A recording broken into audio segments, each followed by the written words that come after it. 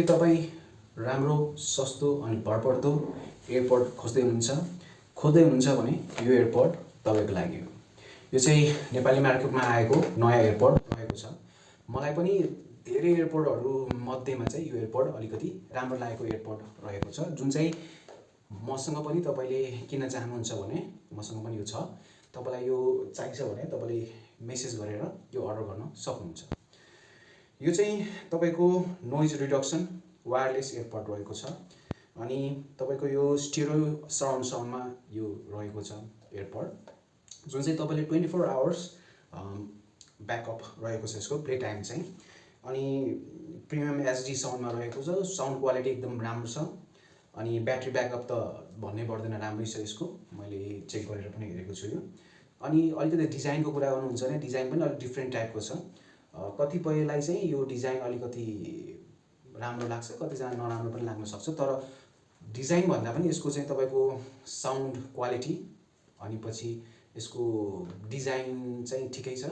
Sound quality चाहिँ एकदम राम्रो छ अनि तपाईँको ब्याट्री ब्याकअप, मेन चाहिँ यसको ब्याट्री ब्याकअप चाहिँ एकदम राम्रो छ। यो त्यति चाँडै बिग्रिने खालको होइन, तपाईँको त्यस्तो चाँडै बिग्रिँदैन। सो आज म तपाईँलाई सर्टमा यो देखाइदिन्छु कस्तो छ भनेर। अहिले यसमा हेर्न सक्नुहुन्छ, यो तपाईँको एउटा म्यानुअल आउँछ यसमा है, अनि त्यसमा एउटा चार्जिङ डाटा केबल पाउनुहुन्छ।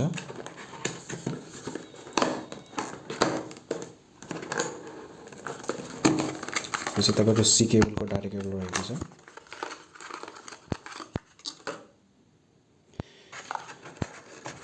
अनि यो चाहिँ तपाईँको एयरपोड रहेको छ।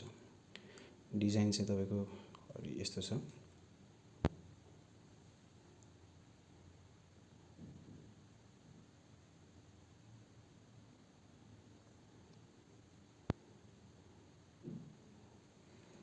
यो चाहिँ तपाईँको यसमा राखेर चार्ज गर्ने हो। यसमा तपाईँको स्टिकर हुन्छ, निकालिसकेपछि यसमा राखेर तपाईँले चार्ज गर्न सक्नुहुन्छ।